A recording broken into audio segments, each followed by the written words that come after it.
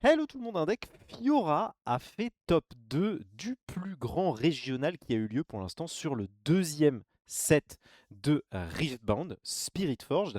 Et moi, c'est le champion qui me fait le plus de l'œil, c'est le champion que j'apprécie le plus pour l'instant sur Spirit Forge. Je vais vous expliquer pourquoi, évidemment, dans cette vidéo. Et il y avait beaucoup de gens qui attendaient Fiora comme étant un bon champion, mais pas excellent. Il s'avère que pour l'instant, son taux de conversion est plutôt très bon en tournoi, en Chine notamment, et en fait un concurrent. Alors, pas forcément pour être le meilleur héros du jeu, mais pour être parmi ces champions tier 2 qui sont vraiment intéressants. Et je trouve qu'il y a beaucoup de choses à explorer dans la decklist qui a fait deuxième à Fuzhou en Chine, et qu'on allait regarder un petit peu tout ça. C'est un deck hyper intéressant parce que les cartes jouent un petit peu tout en synergie les unes avec les autres, là où dans Origins on voyait beaucoup surtout de decks un peu good cards où on jouait juste des piles de cartes parce qu'elles étaient bonnes. Là on commence vraiment à avoir des synergies assez intéressantes. Alors d'abord on va parler de la légende Fiora, la grande duelliste. Lorsque une de vos unités devient Mighty, vous pouvez l'épuiser pour gagner une rune, pour channel une rune, donc pour récupérer une rune de votre pile de runes et la mettre dans dans votre mana, dans votre stock d'énergie. Donc ce qui est intéressant avec ça, en gros, ce qu'on va essayer de faire avec Fiora, c'est on ne va jouer aucune unité qui est à 5 de puissance ou plus, puisqu'une unité à 5 de puissance ou plus est considérée comme Mighty. On va jouer que des unités qui ont 4 de puissance ou moins, et on va essayer de les améliorer, puis potentiellement de retirer cette amélioration, puis de la remettre, etc., pour jongler un peu avec la puissance de nos créatures, et à chaque tour, rampe de 1. Ça va être hyper intéressant. On joue dans des couleurs qui s'y prêtent particulièrement. En orange qui a reçu des cartes insane dans ce deuxième set de Riftbound, et en jaune pour plus d'utilité. Malgré tout, beaucoup de très bonnes cartes en jaune également, mais vous allez voir que c'est surtout le orange qui va avoir les énormes bangers dans le set. Et on va parler en premier, parce que c'est sans doute la carte la plus importante, et c'est sans doute ce qui fait que Fiora est aussi pertinente actuellement dans le jeu. On va parler de Riposte. Riposte, c'est le sort signature de Fiora qui est en x3 dans toutes les listes de Fiora, qui nous dit que en réaction, pour 2 et 2 énergies, vous pouvez contrer un sort. Enfin, vous devez choisir une unité et choisir un sort, généralement un sort adverse, mais vous pouvez le faire sur sur des sorts alliés si vous le souhaitez. Et vous pouvez contrer ce sort et donner autant de puissance à une unité que le coût de ce sort. Ce qui est extrêmement fort. Vous pouvez contrer des Time Warp, vous pouvez contrer des Icathian Rain, vous pouvez juste vous faire méga plaisir avec cette carte, et elle va juste instantanément retourner des parties. Quand une Fiora a 2 runes ouvertes, cette carte doit toujours être respectée, et c'est ce qui fait en partie que Fiora est aussi forte. C'est que vous allez voir qu'avec 2 runes ouvertes, il y a beaucoup de choses qui peuvent se passer. La première étant riposte, une autre étant... Certains parlent de la meilleure carte comme étant la meilleure carte de Spirit Forge. Pas forcément le cas, elle est d'ailleurs jouée qu'en x2 dans cette liste, mais c'est Punch First qui, pour seulement une rune et un coût d'énergie de 2, va donner plus 5 à une unité pour ce tour. Donc ça, c'est extrêmement fort, et ça synergise très bien avec Fiora, puisque le coût en énergie en réalité va être réduit de 1 si vous faites Punch First sur une unité qui n'était pas Mighty, et que vous la passez du coup à plus 5, elle va fatalement devenir Mighty, et vous allez pouvoir channel une rune avec Fiora. Donc ça, c'est super fort. Et donc quand vous avez 2 runes ouvertes, votre adversaire il doit à la fois respecter la riposte, il doit respecter le punch first, il doit respecter aussi certaines autres cartes dont on va parler juste après. Voilà, donc ça c'est un petit peu la base, on va dire, du deck. Fondamentalement, l'objectif c'est on joue des créatures et on passe les créatures Mighty. Et donc on a toute une série de créatures, toute une série de personnages qui vont nous permettre de faire ça. On va commencer par ce qui était le champion choisi, le Chosen Champion, celui que vous pouvez jouer directement depuis votre zone champion. C'est la Fiora du set 1, la Fiora d'Origins, qui, il s'avère, reste la meilleure Fiora, malgré l'impression d'une Fiora orange et d'une Fiora jaune dans le nouveau set. Tant qu'elle est Mighty, elle a Deflect, donc vous devez payer un coût donc de une énergie pour pouvoir la cibler. Elle a Ganking, on va voir, ça c'est très important qu'elle gagne Ganking, elle va pouvoir aller de champ de bataille en champ de bataille, et elle a Shield. Voilà, donc elle va être plus forte sur la défense. C'est extrêmement fort, c'est un très bon, très bon champion, enfin qui va avoir beaucoup d'impact, particulièrement parce qu'on a toutes les synergies autour. On va la rendre mighty très facilement, et donc on va activer toutes ses capacités en quasi-permanence, et ça va la rendre extrêmement forte. Une des nombreuses manières dont vous allez pouvoir activer votre Fiora, c'est avec Pit-Rookie. Pit-Rookie qui va donner un petit buff à une de vos créas, qui est également un T2 que vous pouvez juste poser pour avoir quelque chose sur le terrain pour immédiatement aller chercher un champ de bataille. Très intéressant, Pit-Rookie qui est joué dans beaucoup de decks orange, et ça ne devrait pas cesser d'être le cas. Juste avoir quelque chose que vous pouvez jouer sur 2 ou jouer sur 4 pour booster quelque chose, ou jouer sur 6 pour booster quelque chose. C'est hyper intéressant, et c'est particulièrement fort dans Fiora parce que passer une carte d'une puissance de 4 à une puissance de 5, bah, ça vous permet de ramp. Donc c'est juste monstrueux. Voilà, donc la Pit-Rookie qui va faire énormément de travail en synergie avec Fiora. Et puis vous allez évidemment avoir l'autre Fiora jaune qui synergise particulièrement bien avec notre Fiora Chosen Champion. Quand une unité que vous contrôlez devient Mighty, vous pouvez payer une énergie jaune enfin recycler une rune jaune pour la ready, pour la préparer. Ce qui est très fort avec notre haute Fiora, puisque, rappelez-vous, elle a ganking. Donc si vous la préparez, vous pouvez potentiellement setup des doubles conquêtes sur certains tours. C'est extrêmement puissant. On voit assez souvent cette seconde Fiora jaune qui n'est qu'en x1 dans le deck rester à la base pour juste dicter la manière dont le combat va être fait. Et vous allez avoir votre autre Fiora jaune ou votre set dont on va parler juste après, qui vont voilà, se déplacer de champ de bataille à la base ou de champ de bataille en champ de bataille. C'est hyper intéressant. C'est d'ailleurs à ça aussi que sert le First Mate, hein, le First Mate qui va vous permettre aussi de préparer votre Fiora Chosen Champion, qui va vous permettre de l'utiliser comme gankeuse. Vos deux principaux attaquants, c'est cette Fiora et c'est ce set dont on va parler maintenant, ce set orange. On savait que c'était une bonne carte, c'est une surprise pour absolument personne, mais il est particulièrement violent dans ce deck. Pourquoi? Parce que quand il est joué, instantanément, il passe de puissance 4 à puissance 5. Donc directement, c'est du ramp. Et quand il va ensuite aller se battre, vous pouvez lui retirer son buff, ce qui ouvre une chaîne. Il descend à 4, puis pendant la chaîne, il va remonter, ce qui va vous permettre de ramp avec votre Fiora une seconde fois si votre set survit un cycle de tour entier. Donc c'est hyper fort. C'est hyper fort. En plus de ça, bah, c'est juste une montagne hein, quand il arrive avec ses 8 de might quand vous lui avez enlevé son buff. Normalement, il vous coûte une énergie. Il vous demande de recycler une rune orange, mais comme il va très sans vous permettre de ramp une, voire deux fois, en fait son coût est très facilement offset. Donc lui, ça va être votre heavy hitter, on va dire, avec la Fiora, la Fiora. La Fiora jaune du premier set. Donc on est sur un deck qui joue quand même beaucoup avec ses cartes, ses cartes d'origine. Il reste une dernière carte dont on n'a pas parlé, qui elle est de Spirit Forge, c'est le Lucian.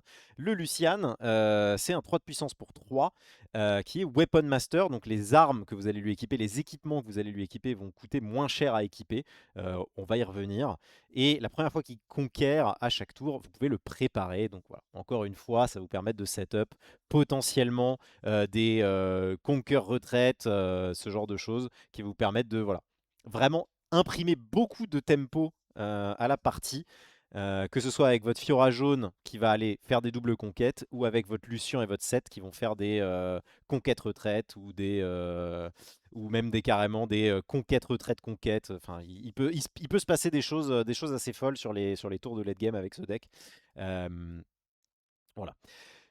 Globalement, ça va être ça votre base, avec Unsung Hero également qui va piocher si elle meurt alors qu'elle est mighty. Et puis derrière, vous avez donc toute une panoplie de sorts que je vais pas forcément tous évoquer un par un. Donc certains sont des sorts de boost, certains sont des sorts qui vont vous permettre de remove un peu des créatures clés dans certains match-ups, comme par exemple Hidden Blade, que vous connaissez très très bien. D'ailleurs, Hidden Blade, qui a été la source d'une grande controverse pendant la grande finale, parce que beaucoup de gens pensent que si le joueur qui jouait ce deck Fiora avait caché sa Hidden Blade en partie 1, il aurait probablement gagné tout le tournoi. C'est facile de le dire, c'est facile d'être résultat orienté, personne ne le sait vraiment. Mais voilà, on n'était pas loin d'une victoire totale pour Fiora. Des boosts sous la forme de punch first, des outils de gestion sous la forme de challenge, et surtout des équipements qui vont donner 1, 2 ou 3 de puissance respectivement. Et selon les équipements que vous allez avoir, vous allez vouloir les équiper à différents personnages. Les équipements à 3 sont évidemment très forts avec Unsung Hero, puisque vous allez avoir un personnage qui est en permanence Mighty euh, et qui va piocher 2 si jamais il est tué. Donc votre adversaire ne va jamais vouloir interagir avec Unsung Hero pour ne jamais vous donner des ressources, ce qui va vous permettre de setup des conquêtes beaucoup plus facilement en réalité. Euh, L'adversaire va payer le prix de ne pas interagir avec votre héroïne pour ne pas vous donner les cartes. C'est assez cool. Très très très bonne carte dans ce deck. Et puis le Lucien évidemment va bénéficier de tout ça, parce que lui il va s'équiper avec une arme à 3 ou à 2, il va devenir mighty, il va vous permettre de ramp. Et ensuite, il va aller setup des conquêtes, se préparer, reculer, et juste comme ça, aller dicter le rythme de la partie. C'est vraiment assez intéressant. Vous pouvez évidemment mettre des équipements à vos Fiora, à vos Pit-Rookie, à vos First Mate, etc. Mais là où ils vont vraiment exceller, c'est quand vous allez les mettre à des cartes aux cartes qui en bénéficient le plus, le Lucian et l'héroïne. Voilà. On a, dernière carte dont on n'a pas forcément parlé, on a le Sabotage. Sabotage qui est en x1 dans la liste. Beaucoup de Fiora en jouent 2, voire 3, plutôt 2 en général. Pourquoi? Parce qu'en fait, quand vous allez setup vos gros tours avec Fiora, quand vous allez vous dire ok, là en 2 temps je vais terminer la partie, vous allez très souvent commencer quand vous allez beaucoup jouer le deck, vous allez voir que vous avez ces fenêtres, vous vous dites ok, ici je setup un conquer into un double conquer et je remporte la partie. Sabotage va vous permettre de retirer à l'adversaire les cartes qui lui sont vitales pour contrer votre plan de jeu. Un Fight or Flight par exemple, un Ride the Wind qui va lui permettre lui de setup un Conquer en réponse, un Zonia. Tout ça c'est des choses qui peuvent être hyper déplaisantes pour une Fiora. Et le fait d'avoir 1 ou 2 sabotages dans votre deck et de pouvoir le jouer au moment opportun, vous voulez pas faire un sabotage par tour, vous voulez pas saboter tout le temps, vous voulez pas être là à juste regarder en permanence la main de l'adversaire, mais pouvoir setup un sabotage, regarder leur main, retirer la carte, le Fight or Flight, le Zonia qui vous pose vraiment problème, et ben ça va vous permettre de vous dire d'être dans un état d'esprit beaucoup plus chill quand vous allez setup votre double conquer et votre victoire finale. Donc sabotage, très très bien. Petite tech en x1, x2. On voit d'ailleurs qu'il y en a un dans le sideboard, hein, donc, qui va être beaucoup plus rentré contre des decks qui ont plus de sorts et d'équipements, par exemple. Le sideboard, d'ailleurs, on peut en parler brièvement. On a le barrage de canon pour les decks token, pour les decks Victor notamment. Les 2 salvage en plus pour aller interagir avec les decks qui jouent beaucoup d'équipements. Ou éventuellement avec des decks comme Miss Fortune ou Yi qui jouent Aurora. Voilà, c'est un salvage qui vous permet de détruire les auroras et d'avoir une victoire très simple dans ce cadre-là. Et Unhealing Spirit qui va vous permettre dans certains match-up spécifiques, de protéger certaines de vos unités. Ce qui peut être assez intéressant, notamment contre des decks comme Kai'Sa, ce genre de choses. Voilà. Donc ça, c'est tout le sideboard qui va être évidemment plus axé pour battre un deck spécifique. C'est à ça que sert le sideboard. Voilà. Et enfin, on va regarder les lieux. Les lieux, ils sont assez simples globalement. Les terrains sont c'est assez clair ce que vous voulez faire avec. Vous voulez piocher. Parce que votre problème, c'est vous allez ramp, vous allez avoir des gros serviteurs, vous allez avoir des grosses créatures, des gros personnages. Je ne sais pas comment on les appelle en français encore dans Riftbound, les traductions officielles nous le diront bientôt.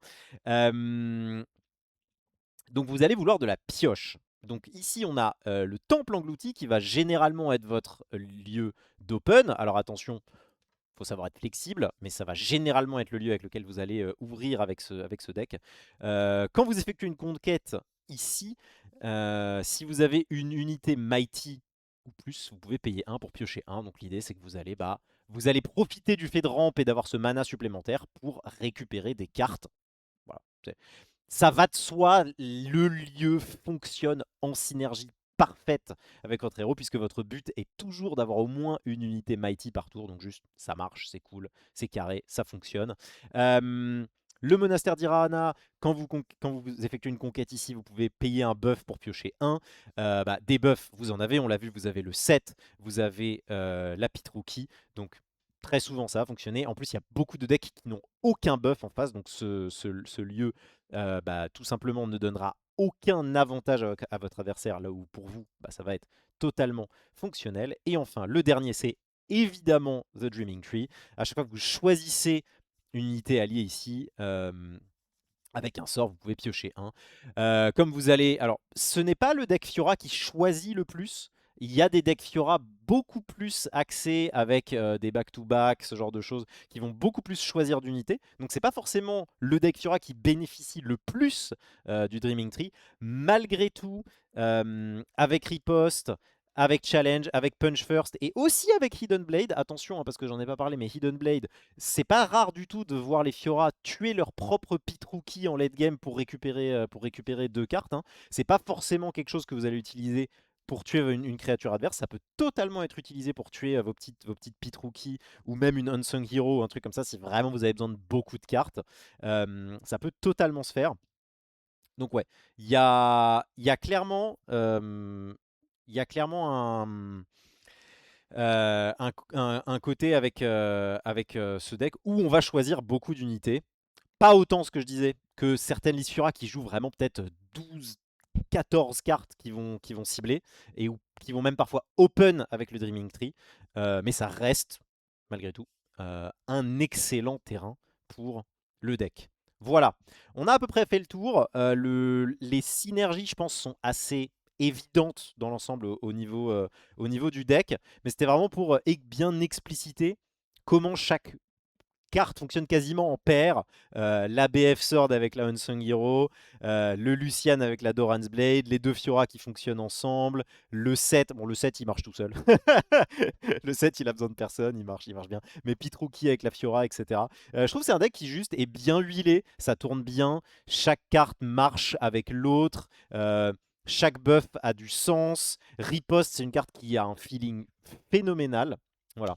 Donc quand Spirit Forge sortira, et ben moi je vous encourage vivement, si vous en avez l'occasion, si vous arrivez à trouver les paquets, si vous arrivez à mettre le deck en place, à tester Fiora parce que c'est un bonheur. Voilà. Sur ce, les amis, je vous fais des gros bisous. J'espère que cette vidéo vous aura plu et on se retrouve la prochaine fois pour d'autres decks magnifiques.